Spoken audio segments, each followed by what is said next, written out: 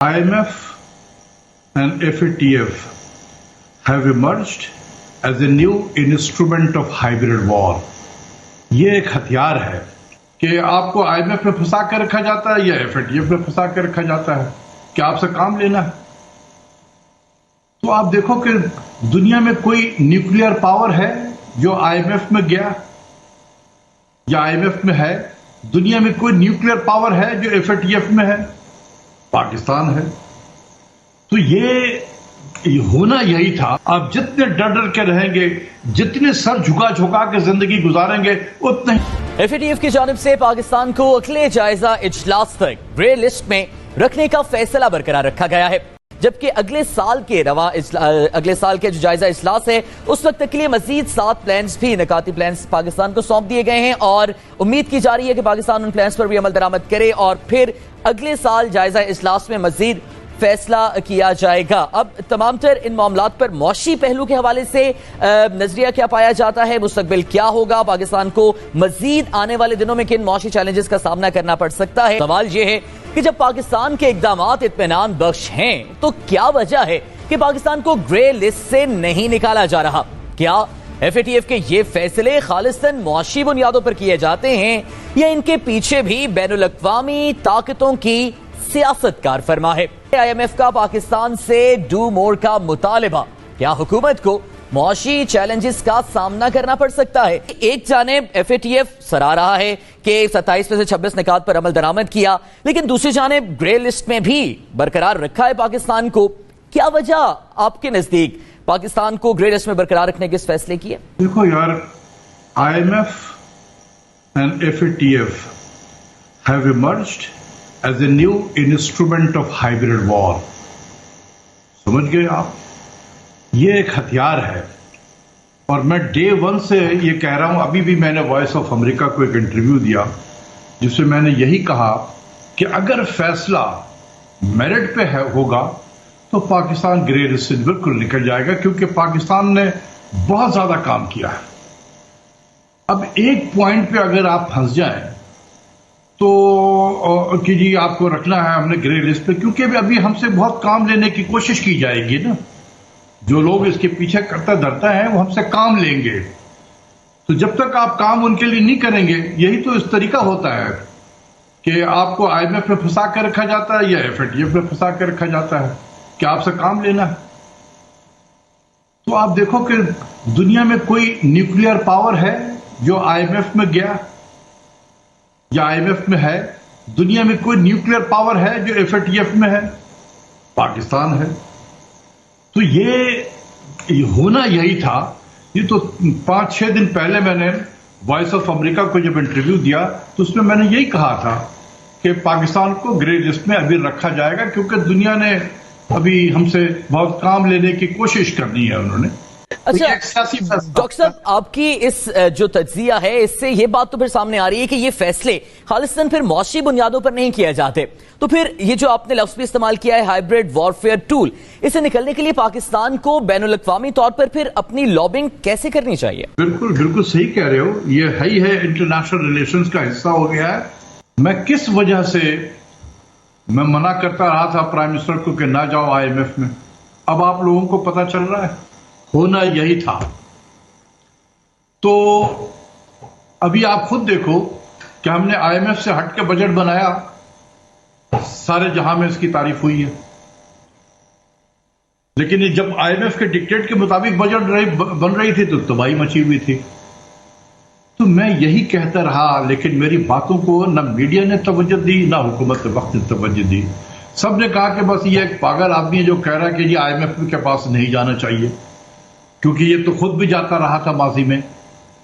تو بھائی ماضی میں اس لیے ہم جاتے تھے کہ we were standing on the right side of the major stakeholder اور shareholder of the IMF. Today we are standing on the wrong side of the major shareholder of the IMF. یہ فرق تھا جو آپ کو اب نظر آ رہا ہے. اب آپ پریس کانفرنس کریں گے یا جو بھی کریں اور ہم بتائیں گے ہم نے بہت کام کیا ہے، لیکن ہمیں ابھی بھی گرے لسٹ میں رکھا گیا ہے کیونکہ اس کے پیچھے سیاست ہے، انٹرنیشنل پالیٹکس ہے. تو بابا یہی تو میں بھی کہہ رہا تھا آپ کو کہ انٹرنیشنل پالیٹکس ہے، آپ جو بھی کر لیں، جب تک کہ آپ ان کے جو بھی ان کے مفاد ہیں ان کے مطابق اگر آپ کام نہیں کریں گے تو آپ رہیں گے اسی طریقے سے. تو اب ہمیں اس کو ایک اکنامک ایشوز کے بجائے اس کو ایک انٹرنیشنل ریلیشنز کا آپ کو اس کو سوچنا پڑے گا، اور اس میں منسٹری آف فائنانس سے زیادہ یہ منسٹری آف فارن افیئرز کا رول آپ ڈاکٹر صاحب پھر آپ کے تجزیے کے مطابق اگر صورتحال کو دیکھا جائے تو بے شک پاکستان 24 نکات پر عمل کرے یا 26 نکات پر، پاکستان کا معاشی سٹیٹس پر یہی رہے گا. یار اگر 27 بھی کر لے نا، وہ ایک بھی کر لے تو پھر کیا ہوگا؟ یہ ایسا ہی ہے کہ پاکستان FATF کے ممبروں کے ہاتھ میں چاند کا ٹکڑا لا کے رکھ دے تو ممبر کہیں گے دیکھیں یہ شفاف نہیں ہے، اس میں بھی داغ لگا ہوا ہے چاند میں، تو اس چاند کو آپ صاف کر کے لے کر آئیں، اور 6 مہینے کے بعد آپ کوشش کریں کہ یہ سب داغ صاف ہو جائے. اب ہم داغ صاف کرنے میں لگے رہیں گے. یہ ایسا ہی ہوتا ہے بھائی میرے. دیکھو 2002-2003 سے یہ چیزیں چل رہی ہیں FATF کا، اور منسٹری آف فائنانس میں جب میں تھا اس وقت بھی یہ چل رہی ہوتے تھے، اور ہمیں کہا گیا تھا کہ ہم ایشیا پیسیفک ممالک میں بہترین کام کر رہے ہیں. ہم نے منسٹری آف فائنانس میں ایک ہمارا جوائنٹ سیکرٹری تھا جس کو ہم نے اس کا ایک فوکل پرسن بنا دیا تھا. یہ 2002-2003 کی بات کر رہے ہیں. نہ پاکستانیوں کو پتا تھا کہ کیا ہو رہا ہے کیا نہیں ہو رہا ہے، نہ دنیا میں اتنا شور مچتا تھا FATF کا. یہ اب کیوں ہو گیا؟ کیونکہ دنیا بدل گئی ہے 2012-13 کے بعد سے. سمجھ رہے ہو میں کیا کہنا چاہتا ہوں؟ بہت ساری چیزیں میں پردے کے پیچھے کہہ رہا ہوں. 2012-13 کے بعد دنیا بدل گئی ہے. تو اب وہی FATF جو ہے it has emerged as a instrument of hybrid وار.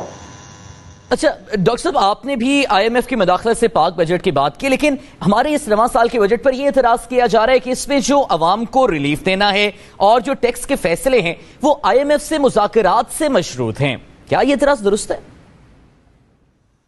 دیکھو بات یہ ہے کہ IMF بذات خود کوئی انڈیپینڈنٹ ادارہ نہیں ہے. اس کا ایک بورڈ ہے، اور اس بورڈ میں جو میجر شیئر ہولڈر ہیں ان کا عمل دخل سب سے زیادہ ہوتا ہے. اب مجھے یہ نہ کہو کہ نام بتا دیں اس کنٹری کا، سب کو پتا ہے. تو جب وہاں سے اشارہ ہوگا کہ تھوڑا سا ہاتھ ہولے رکھو پاکستان سے تو یہ ٹھیک ہو جائے گا. تو جو بھی کنڈیشن سب ٹھیک ہو جائیں گے.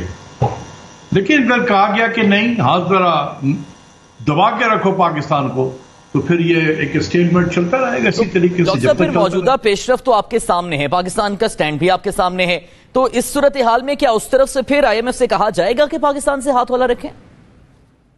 میں تو یہ تو نہیں کہہ رہا ہوں کہ کہا جائے گا. یہ اگر یہ کہا جاتا کہ ہاتھ ہولہ رکھنا ہے پاکستان کو تو ہمیں FATF سے نکال چکے ہوتے گرے لسٹ سے. دا ویری فیکٹ کہ we are still in grey list, تو IMF کا ایٹیٹیوڈ ٹورڈز پاکستان بہت ہارش رہے گا، بہت ہارش. تو بھائی جب آپ نے یہ کام کر لیا ہے، چلے گئے ہیں، تو بھگتے ہیں. میں تو داد دیتا ہوں شوکت علی صاحب کو جو کھڑا ہو گیا ہے یہ شخص. وجہ ہے کہ میں اس کے ہر اپنے پروگرام میں اس کی تعریف کرتا ہوں کہ کم سے کم ایک شخص ہے جو کھڑا ہوا ہے. اس نے کہا کہ ہم یہ نہیں کریں گے. ٹھیک ہے، اس کو پرائم منسٹر فل سپورٹ ہے، لیکن پرائم منسٹر کو اس کا احساس اس وقت ہوا جب پلوں کے نیچے سے پانی بہت بہہ چکا تھا، اور ہم چیخ کے بتاتے رہے کہ سر آپ کی اکنامک ٹیم آپ کو مس گائیڈ کر رہی ہے، سمجھنے کی کوشش کریں، جو بتایا جا رہا ہے ایسا نہیں ہے. لیکن پرائم منسٹر نے کبھی نہیں سنا، اس کی طرف توجہ دی.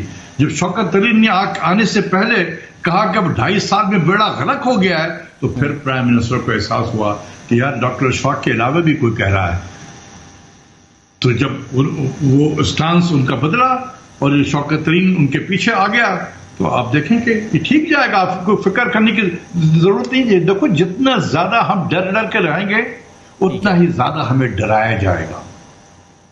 یہ ہمیشہ یاد رکھو. انٹرنیشنل ریلیشن میں آپ جتنے ڈر ڈر کے رہیں گے، جتنے سر جھکا جھکا کے زندگی گزاریں گے، اتنا ہی زیادہ آپ کے سر پہ چپت ماری جائے گی اور آپ کو دبایا بھی جائے گا. تو سر اٹھا کے چلنے کی ایک صلاحیت پیدا کرو اپنے اندر میں.